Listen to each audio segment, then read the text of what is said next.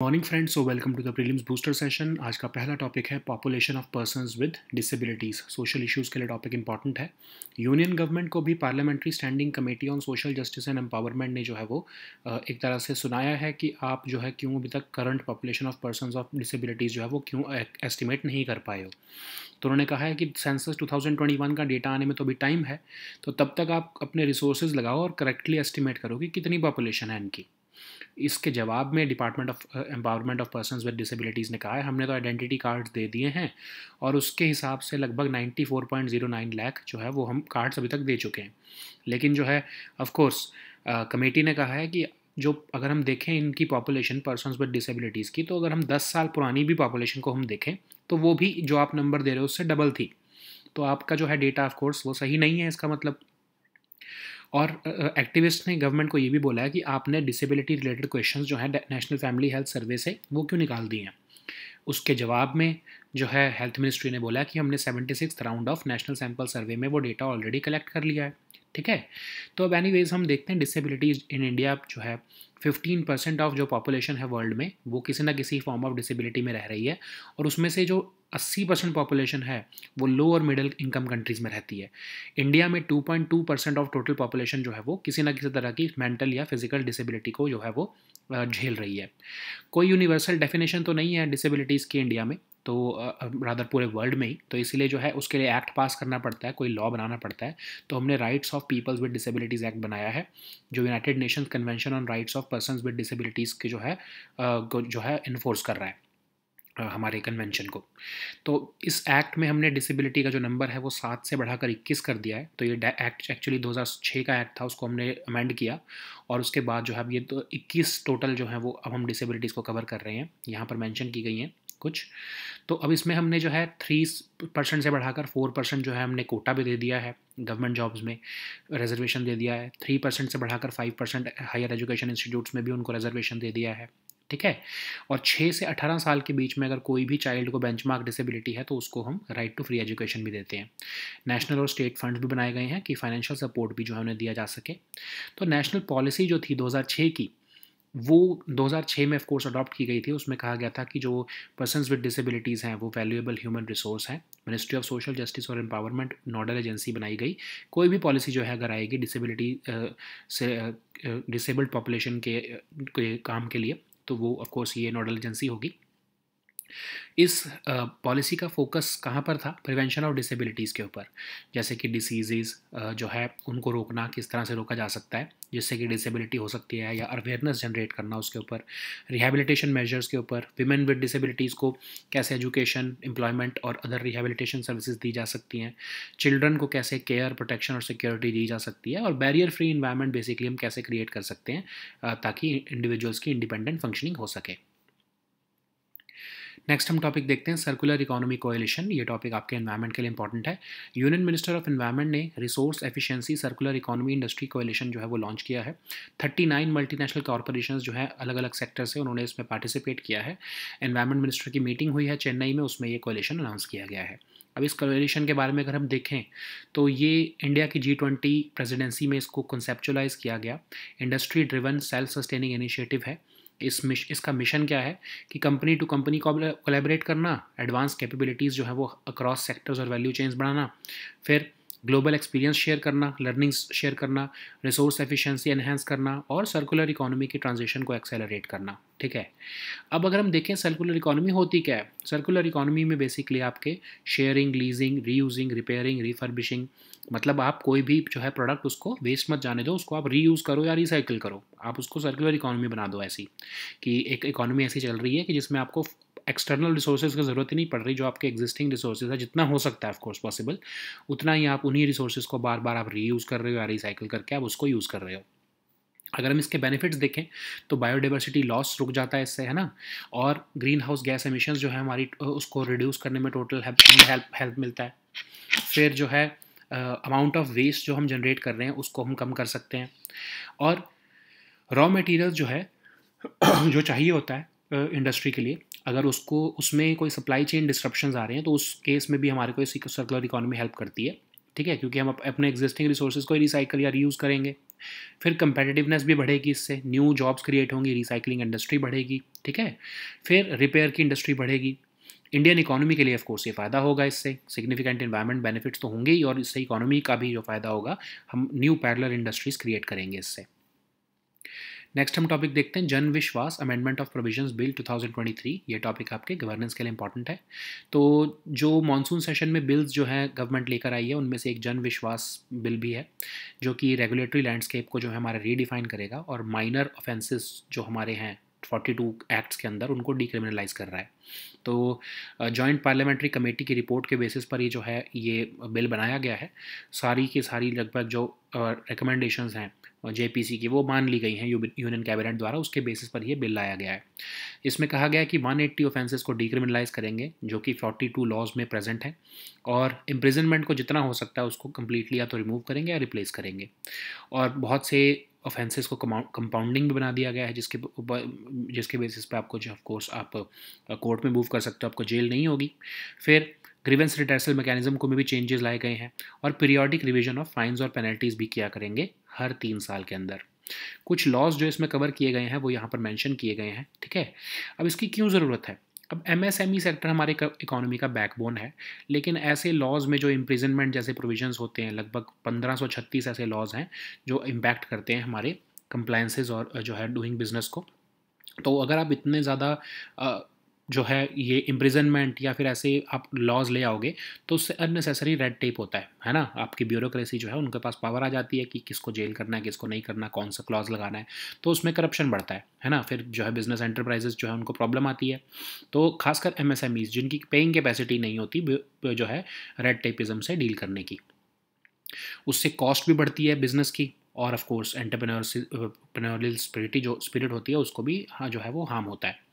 इसीलिए इसके सिग्निफिकेंस यही है कि कंप्लायंस बर्डन कम कर रहे हैं हम, एक तो जो है इन्वेस्टमेंट डिसीजंस जो है वो अच्छे होंगे, जुडिशरी का भी बर्डन कम होगा, फालतू के केसेस जो है नहीं तो अदरवाइज जो है वो जुडिशरी पे जाते रहते हैं। ट्रस्ट बेस्ड गवर्नेंस हम देने की बेसिकली कोशिश कर रहे हैं। कुछ कंसर्न्स भी हैं, मॉनेटरी फाइन्स या पेनल्टीज़ जो है वो कई बार डिक्रिमिनलाइजेशन का जो है वो एक सब्स्टिट्यूट नहीं हो सकते। कुछ ऐसे केसेस हैं जहाँ पर जो है हमको ज़्यादा एक तरह से डराने के लिए जो है क्रिमिनलाइजेशन उसकी करनी पड़ती है।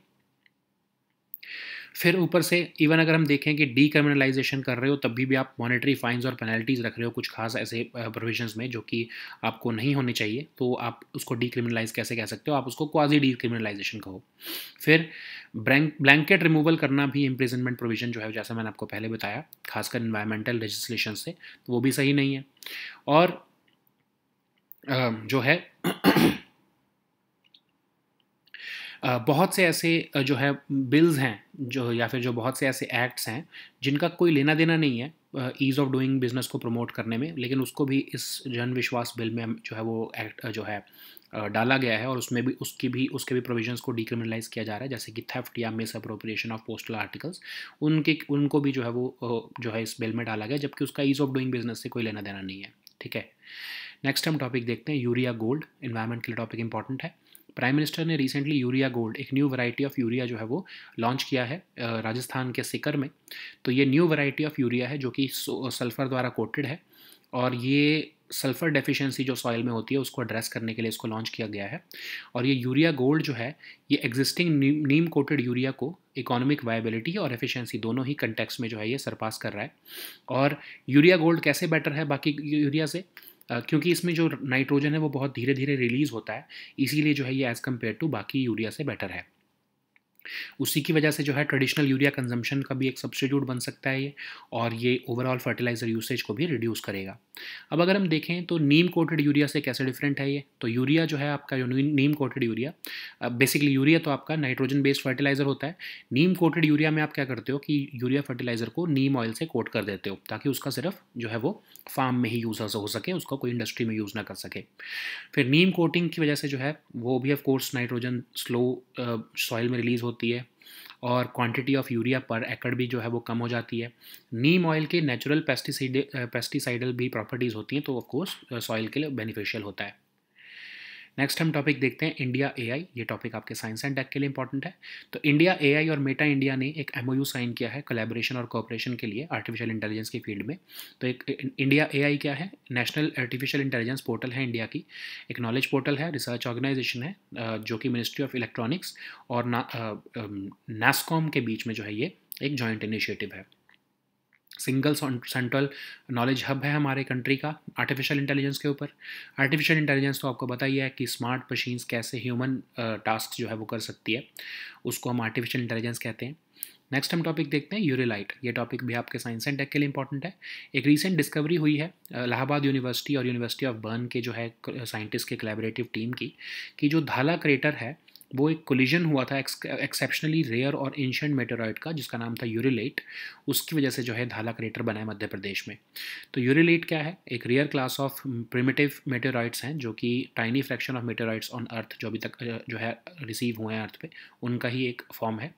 और ये लोकेलिटी जो सबसे पहली बार जब जहाँ देखा गया था ये रशिया के एक विलेज में, Yuri village, novo Yuri village, वहाँ के नाम पर ही इसका नाम यूरिलेट रखा गया है इस क्लास ऑफ मेटेरॉइड्स का।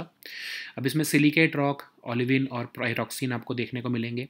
खासकर ये बाकी जो स्टोनी मेटेरॉइड्स होते हैं, यूरिलाइट्स में उतने स्टोन्स नहीं होते हैं जो कि आपके स्फेरिकल ग्रेन्स या स्मॉल ग्रेन्स होते हैं जो आपके अर्ली सोलर सिस्टम में देखने को मिलते थे। इसमें वो जो है सिलिकेट रॉक्स होते हैं इंस्टेड ऑफ दैट। ठीक है, अब हम देखते हैं धाला क्रेटर। ये ओल्डेस्ट और लार्जेस्ट इम्पैक्ट क्रेटर है अर्थ इंडिया का, लगभग 2500 साल पुराना है। धाला विलेज जो कि मध्य प्रदेश में विलेज है उसके नाम पर पड़ा है ये। इसका नाम शिवपुरी डिस्ट्रिक्ट ऑफ मध्य प्रदेश में लोकेटेड है, लगभग 11 किलोमीटर के डायमीटर का है, लार्जेस्ट इन एशिया भी इसको हम कहते हैं।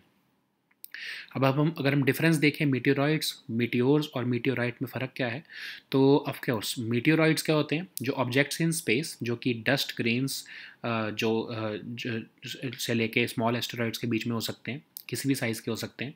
मीटियोर्स क्या होते हैं? जो भी मीटियोरॉइड जो अर्थ के एटमॉस्फेयर में आ गए उनको जिनको हम शूटिंग स्टार्स भी कहते हैं उनको मीटियोर्स कहते हैं। मीटियोरॉइड क्या होता है? जो सर्वाइव हो गए उस फायर से और जो ग्राउंड पे हिट हो गए उसको हम मीटियोरॉइड कहते हैं। नेक्स्ट हम टॉपिक देखते हैं मर्कारियन 421। ये टॉपिक आपके साइंस एंड टेक के लिए इंपॉर्टेंट है। तो नासा का IXPE मिशन जो है उसने कुछ मिस्ट्रीज़ रिवील की हैं सुपर मासिव ब्लैक होल मर्कारियन 421 के बारे में। तो मर्कारियन 421 क्या है? एक सुपर मासिव ब्लैक होल है जो कि हाई एनर्जी पार्टिकल्स एमिट कर रहा है डायरेक्टली एट अर्थ, और लगभग 400 मिलियन लाइट ईयर्स अवे है ये अर्थ से, और ये उर्सा मेजर कॉन्स्टलेशन का ही पार्ट है। अब अगर हम देखें सुपर मासिव ब्लैक होल्स क्या होते हैं, इन जिनका भी mass 50,000 times the mass of our sun है, उनको हम सुपर मासिव ब्लैक होल्स कहते हैं। ये इन ब्लैक होल्स को बेसिकली, तो ये ब्लैक होल्स जो है वो इतने लार्ज होते हैं कि इनकी वजह से जो इनका जो है ग्रेविटेशनल कोलैप्स नहीं हो पाता। और ये बनते भी उसी से, मतलब ऑफ कोर्स कि जब एक सिंगल स्टार का कोलैप्स होता है तो उसकी वजह से जो है ये सुपरमासिव ब्लैक होल बनते हैं, और ये मोस्टली आपको सेंटर ऑफ गैलेक्सी में ही देखने को मिलेंगे। ठीक है, अब ये IXPE क्या है? इमेजिंग एक्सरे पोलैरिमेट्री एक्सप्लोरर, नासा और इटालियन स्पेस एजेंसी का एक कोलैबोरेटिव मिशन है। मिस्टीरियस ऑब्जेक्ट जो हैं यूनिवर्स के, जैसे कि सुपरनोवा रेमनेंट्स, सुपरमासिव ब्लैक होल्स और बाकी के हाई एनर्जी ऑब्जेक्ट्स, उनको जो है वो स्टडी करने के लिए मिशन लॉन्च किया गया है। पहली ऐसी सैटेलाइट है ये जो कि एक्सरे पोलराइज्ड एक्सरेज जो है ऑब्जेक्ट्स में से उसको मेजर कर रही है, जैसे कि neutron stars, supermassive black holes. ठीक है, so now let us see all these topics in English.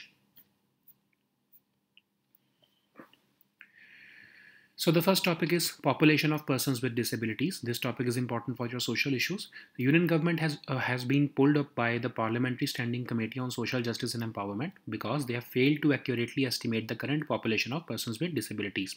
So Parliamentary Standing Committee has said that at least until the results of Census 2021 are made available, you should use every other resource to correctly estimate the population of PWDs. Okay, so in response, the government has said that we have introduced a unique disability ID card, and according to that 94.09 lakh cards have been issued so far.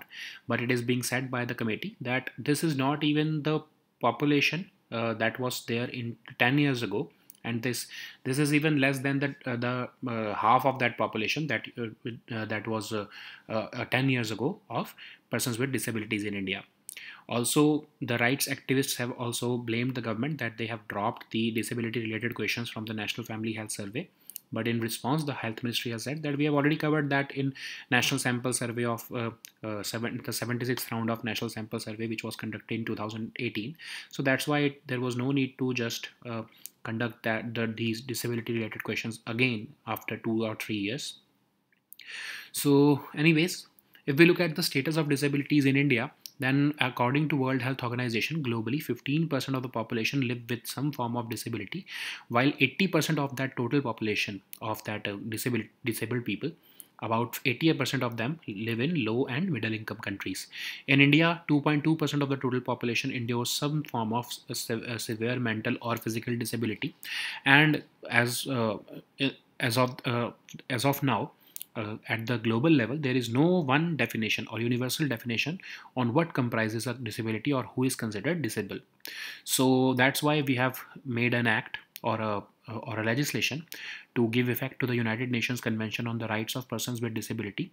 And this has categorized persons with disability into three categories: persons with benchmark disability, persons with disability, and persons with disabilities having high support needs. So the act has increased the type of disabilities from 7 to 21 in numbers, in types. And we have already provided reservation to disabled people in government jobs and higher education institutions. Also, every child with benchmark disability between the age group of 6 to 18 years shall have the right to free education. And a separate national and state fund has also been created to provide financial support to persons with disabilities. There is also this national policy for PWDs, which was adopted in 2006, and the policy recognizes that PWDs are valuable human resource, and for that, Ministry of Social Justice and Empowerment has become the nodal agency to coordinate all the matters relating to the implementation of this policy. So the focus area of this policy includes prevention of disabilities, which can be done by preventing those diseases which results in disability and creating awareness about the same, taking some rehabilitation measures, especially with respect to women and children, and creating a barrier-free environment which supports independent functioning of individuals so that they can participate without any assistance in everyday activities. So the next topic is Circular Economy Coalition. This topic is important for your environment section. Union Minister of Environment has recently launched the Resource Efficiency Circular Economy Industry Coalition. And as part of this, 39 multinational corporations from various sectors have come together to pledge to adopt resource efficiency and circular economy principles. So this has been launched at a meeting in Chennai. So this would play a pivotal role in promoting alliances, encouraging technology cooperation and knowledge transfer, fostering innovation, and facilitating exchange of insights to enhance access to finance with respect to this circular economy coalition. So this coalition has been conceptualized by India's G20 presidency, and it is envisaged to be industry-driven and self-sustaining initiative. No further funds would be required for that. So the mission of this coalition is to facilitate and foster company-to-company collaboration, build advanced capabilities across sectors, bring learnings from diverse experiences, and also to enhance resource efficiency. Apart from that, the aim is to accelerate the circular economy transition as soon as possible. So what is circular economy? It is basically the model which involves sharing, leasing, reusing, repairing, refurbishing, recycling existing materials and products as long as possible. Okay, we want to reduce the waste to a minimum. Whatever we have already, we want to repair that, we want to reuse that, we want to recycle that, so that there is no need of taking new resources from the environment. So there are certain benefits of the circular economy model also. It is limiting the biodiversity loss, it is also reducing the total annual greenhouse gas emissions, and it is also making it possible that we reduce the amount of waste too. By recycling raw materials, we are also mitigating the risks which are associated with supply chain disruptions. Okay, whatever we have, we are reusing that. So that's why even in case there are supply chain disruptions with respect to certain resources, we will not be affected by that because we are reusing our own resources. So because of this, new jobs and would also be created, because you would have a proper institutionalized recycling industry in the country. So especially for an economy like India, it would, apart from of course having significant environmental benefits, it would also be very beneficial for the in terms of economy. So the next topic is Jan Vishwas Amendment of Provisions Bill 2023. This topic is important for your governance section. So among the bills which have been taken up, which are set to be taken up during the monsoon session of Parliament, the Jan Vishwas Bill 2023 is one of them. So it will redefine the regulatory landscape of the country, because certain minor offences under 42 acts or different acts will be decriminalized soon, and this has been done on the basis of a joint parliamentary committee report to the parliament, and most of the recommendations of this committee have been accepted by the Union Cabinet. So about 180 offences across 42 laws will be, which include environment, agriculture, media, industry, trade, publication, etc., will be decriminalized. And it also seeks to completely remove or replace imprisonment, and there will be changes in grievance redressal mechanisms also. So also there will be periodic revision of fines and penalties. So these are certain laws which have been covered under this draft legislation. So what is the need of such a law? Of course, we want to cut unnecessary red tape. Because of these stringent provisions, the corruption increases, especially with the bureaucracy. So there are about 1536 such laws, which translate into around 70,000 compliances, which are governing the doing business in India. So this makes the business enterprises running business in India very onerous, especially MSMEs who already have finance crunch. Okay, so that's why lengthy processing times for the needed approvals escalate costs and dampen the entrepreneurial spirit also. So that's why we want to reduce the compliance burden, accelerate investment decisions, and also reduce judicial burden. Okay, so we want to give trust-based governance to the country using the provisions of this bill. But there are certain concerns also, like we are replacing the imprisonment clauses with monetary fines or penalties. So this is not decriminalization. We are just undertaking quasi decriminalization. The blanket removal of imprisonment provisions would also not be good, especially with respect to important laws like environment legislations. Also, certain laws which have nothing to do with the objective of promoting ease of doing business, for example, laws which are related to theft, are being undertaken under this bill, and these laws do not have anything to do with the ease of doing business objective. So the next topic is Urea Gold. This topic is important for your science and tech section and also your environment section. PM Modi has recently launched Urea Gold, which is a new variety of urea in Rajasthan's Sikar, and this is a new variety of urea which is coated with sulfur, and the aim is to address the sulfur deficiency in soil also. It also surpasses the existing neem coated urea in terms of both economic viability and efficiency. This facilitates a gradual release of nitrogen, and this product will be a substitute to traditional urea consumption, and it also will reduce the overall fertilizer usage. Then what is neem coated urea? It is commonly used nitrogen based urea. You know that it is a commonly used nitrogen based fertilizer, but neem coated urea means that you have coated urea with neem oil, which slows down the release of nitrogen into the soil and brings down the quantity of urea per acre also. It also ensures that the urea is not diverted to non-agricultural uses, and neem oil also has natural pesticidal properties. Okay. So the next topic is India AI. This topic is important for your science and tech section. So recently, India AI and Meta India have signed an MOU to collaborate and cooperate in the field of artificial intelligence and emerging technologies. India AI is a national artificial intelligence portal of India, and it is a knowledge portal, research organization, and it is an ecosystem building initiative. It is a joint initiative between Ministry of Electronics and NASSCOM, and it is the single central knowledge hub on artificial intelligence of our India. Artificial intelligence, you know that it is about building smart machines which are capable of performing tasks which typically require human intelligence. So the next topic is Urelite. This topic is important for your science and tech section. In a recent discovery, a collaborative team of scientists from Allahabad University and University of Bern have revealed that Dhala crater, which has resulted from the collision of exceptionally rare and ancient meteoroid known as the Urelite. Urelite is a rare class of primitive meteoroids, which constitute a tiny fraction of meteoroids on Earth, and they are named after the locality where the first specimen of such meteoroid was found, that is in Russia.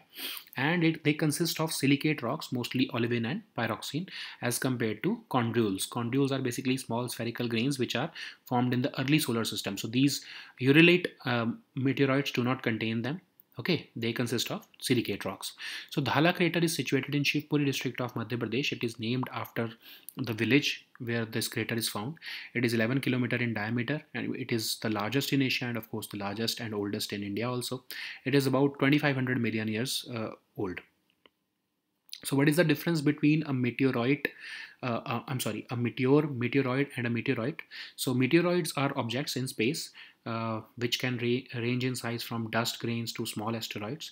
Meteors are meteoroids which have entered Earth's atmosphere, and they are fireballs or shooting stars, and that's why they're called meteors. And the meteors which survive the entire trip through the atmosphere of Earth and they hit the ground, then they are called meteoroid.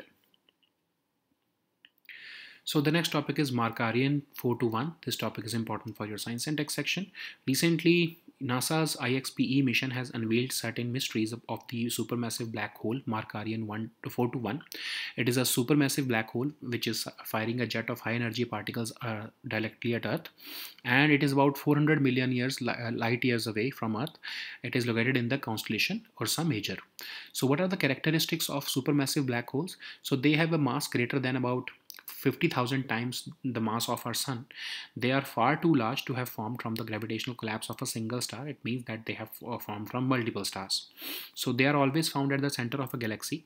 Then what is this imaging X-ray polarimetry explorer? It is a collaboration between NASA and Italian Space Agency.